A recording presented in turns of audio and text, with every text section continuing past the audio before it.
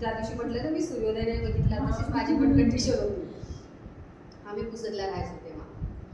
म्हणजे मला already sickle sale होता ना, त्याच्यामुळे मग मला ते डल फील व्हायचं, माझं हिमोग्लोबिन डाऊन राहायचं. म्हणून मला असा उत्साहच नाही राहायचा, काही इच्छा खूप असायची करायची, पण शरीर साथ देत नव्हतं, म्हणून मी कायम झोपलेली राहायची.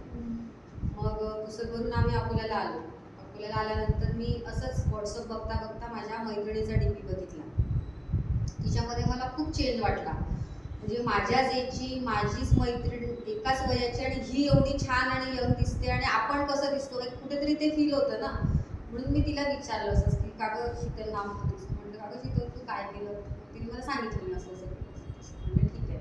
मग मी विदाऊट न्यूट्रिशनच वेट लॉस करायचा प्रयत्न केला, तिला चॅलेंज केलं, म्हटलं मी पण करून दाखवते तुला. पण ते काही जमलं नाही, मी एका महिन्यातच ते झालं. मग मी माझा वेट लॉस केला छान. वेट लॉस झाल्यानंतर मग मला नेमकं 2-2.5 महिने मी वेट लॉस केला. समजा माझं काही जास्त नव्हतं, 10 किलोच होतं. 10 किलो माझं 2.5 महिन्यामध्ये झालं. आणि सडनली काय झालं, दुसऱ्याच महिन्यात मला कॅन्सर डिटेक्ट झाला. म्हणजे उजव्या याच्यामध्ये ट्यूमर झाला होता. मग ते सगळं स्टॉप होऊन गेलं. म्हणजे इतकं सगळं चांगलं रुटीन लागलं होतं आणि ते झालं. मग ट्रीटमेंट चालली माझी जवळपास 10-11 महिने माझी टाटा हॉस्पिटलला ट्रीटमेंट झाली. मग ट्रीटमेंट वगैरे झाल्यानंतर ते किमो, रेडिएशन ह्या सगळ्या गोष्टी झाल्या. मग किमोमध्ये माझी खूप चिडचिड व्हायला लागली. म्हणजे किमो झाल्यानंतर माझे 4वर हिमोग्लोबिन आलं होतं किमो झाल्यानंतर. मग मी जवळपास 15 दिवस ॲडमिट होती. म्हणजे ऑक्सिजन वगैरे लावलं होतं. डॉक्टरांनी पण गॅरंटी नव्हती घेतली किंवा काय होईल म्हणजे काहीच नव्हतं सांगलं. पण मी त्याच्यातनं पण रिकवर झाली. आणि मग त्या 10 महिन्यात जे काही वजन कमी केलं होतं ते परत वाढून गेलं. मग मला खूप जणांनी अपोज केला. म्हणजे जेव्हा मला कॅन्सर डिटेक्ट झाला ना, तर मला बरेच जण म्हणे की तू हर्बल लाईफ घेतलं म्हणून तुला कॅन्सर झाला. आणि मला तेव्हा नॉलेज नव्हतं. मी तुमच्यासारखीच एक क्लायंट होती, म्हणजे कस्टमर होती. मग आम्हाला पण तसाच विचार आला की म्हटलं होऊ शकतं. मग ते मी बंद करून टाकलं. म्हटलं नको, कशाला आपण रिस्क घ्यायची. पण मग जेव्हा आम्हाला तिथे डायटिशियन येतात आणि ते डाएट प्लॅन देतात सगळ्या कॅन्सर पेशंटला, असंच एकत्र बोलवतात. मग त्यांनी आम्हाला प्रोटीन सजेस्ट केलं, म्हणजे प्रोटीन लिहून दिलं. मग मी त्या सरांशी बोलली, म्हटलं सर मी असं असं याच्या आधी घेतलेलं आहे, की मी ते कंटिन्यू केलं तर चालेल का. त्याने ते बघितलं सगळं, ते म्हणजे ठीक आहे म्हणे, काय आहे म्हणे. मग तिथून मला परत थोडं हे वाटलं, म्हटलं चला आपण डॉक्टरांच्या सल्ल्याने घेतो आहे. मी परत माझा वेट लॉस सुरू केला. मग म्हणजे जी काही किमोमध्ये, रेडिएशनमध्ये माझी बॉडी खूप डल झाली होती. म्हणजे माझी स्किन पूर्ण काळी पडली होती. मलाच माझा चेहरा आरशात नव्हता बघावासा वाटत, इतकी माझी कंडिशन आहे. म्हणजे पूर्ण नखं वगैरे सगळं काळं झालेलं होतं. पापण्याचे सुद्धा केस गेलेले होते. डोक्यावरचे केस तर जातातच, पण पापण्यांचे सुद्धा केस नव्हते.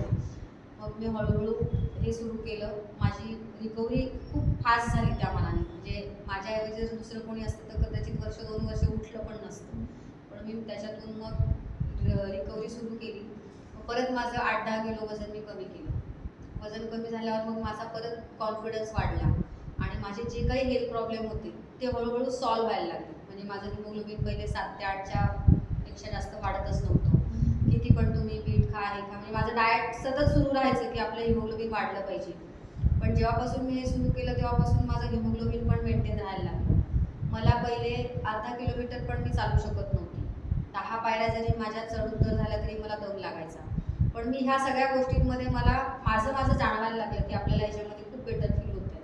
म्हणजे मी त्यांच्यासोबत जेव्हा फिरायला जायची तर ते 5-5, 6-6 राऊंडला मारायचे. मी एकच राऊंड मारून बसून राहायची की माझ्याच्याने होत नाही आता.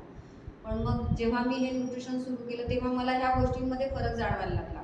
आणि आता तर माझी कंडिशन तुम्ही स्वतःच बघताय. म्हणजे माझं जे 4-5 वर्षापूर्वीचं लाईफ होतं आणि आजचं आहे त्याच्यामध्ये ट्रिमंडस चेंज आहे. म्हणजे मी सांगते ना की हा माझा पुनर्जन्म आहे असं जरी म्हटलं तरी चालेल. म्हणजे ज्यांनी मला 5 वर्षापूर्वी बघितलेलं आहे की मी कुठल्या कंडिशनमध्ये होती. ओबेस तर मी खूप जास्त नव्हती, पण सतत आळसावलेली. कोणी मला काही सांगितलं की मला साडेचं हा व्यक्ती कशाशी मला कशाला बोलायला आला, मला कशाला म्हणतोय असं. म्हणजे कुठे चल किंवा आता मैत्रिणी असतात ना, चल आपण इथे जाऊन येऊ असं करू. म्हणजे दुपारच्या वेळेला जर माझी कोणी झोप डिस्टर्ब केली की माझी इतकी चिडचिड व्हायची की म्हणजे माझ्या आजूबाजूच्या लोकांना पण हे माहिती झालं होतं. आम्ही जेव्हा पुसदला होतो ना तर माझं दारा वाजवायची कोणी हिंमत नव्हतं करत की हिची चिडचिड होती. इतकी माझी कंडिशन तेव्हा बेकार होती. पण आता सगळ्याच गोष्टींमध्ये फरक पडला आहे. म्हणजे दुपारची झोप तर मला माहीतच नाही. म्हणजे झोपली तर झोपली, अर्धा 1 तास आराम केला तर केला, नाही तर सकाळी 5 वाजता दिवस सुरू होतो.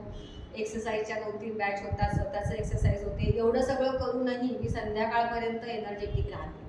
तर कुठेतरी या न्यूट्रिशनचा भाग त्याच्यामध्ये आहेच.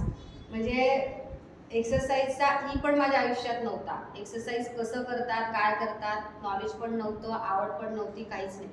पण जेव्हा मी याच्यामध्ये आली, हळूहळू मला ह्या सगळ्या गोष्टींमध्ये फरक जाणवायला लागला आणि मला ते उत्साह वाढत गेला माझा करायचा, की नाही आपण करू शकतो.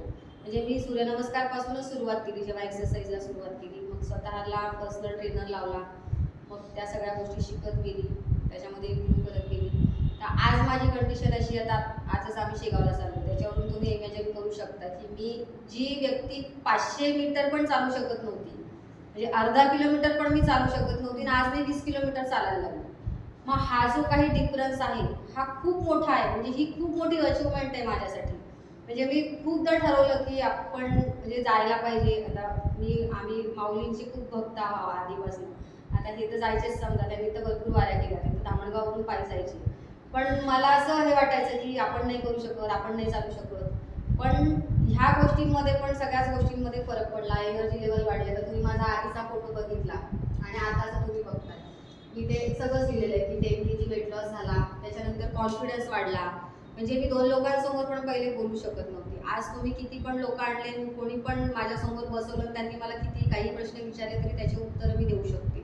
म्हणजे इथपर्यंत माझा कॉन्फिडन्स वाढला, हिमोग्लोबिन लेवल वाढली, एनर्जी लेवल वाढली, आणि आधीपेक्षा भरपूर प्रमाणात मला एनर्जेटिक वाटायला लागलं. म्हणजे मागे मॅरेथॉन झाली होती आपल्या इथे, तर मी त्याच्यामध्ये पण हे करून 5 किलोमीटर का होईना पण मी प्रयत्न केला होता. आपल्या इथे बुलढाणा अर्बननेच ऑर्गनाईज केली होती ती. म्हणजे ह्या ज्या काही गोष्टी होत्या ह्या माझ्यासाठी फक्त ड्रीम होत्या, एक स्वप्न होतं की हे आपण करू शकू की नाही याची गॅरंटी नव्हती. सगळं स्वप्नासारखं होतं, पण ते सगळे स्वप्न माझे फुलफिल झाले आणि मी माझ्या इलनेसपासून फिटनेसकडे वळले. म्हणजे जे काही माझं आयुष्य होतं ते पूर्णपणे चेंज झालं. 2 आजार, एक तर कॅन्सर ते तुमच्या शरीरातनं गेला, पण सिकल सेल हा आजार असा आहे की तो तुमच्या ब्लडमध्येच आहे, तो तुमचा जाऊ शकत नाही. पण त्याच्यावरून पण आपण मात करून एवढं सगळं हेल्दी लाईफ जगतोय, ही माझ्यासाठी खूप मोठी अचिव्हमेंट आहे माझ्या आयुष्यात. थँक्यू.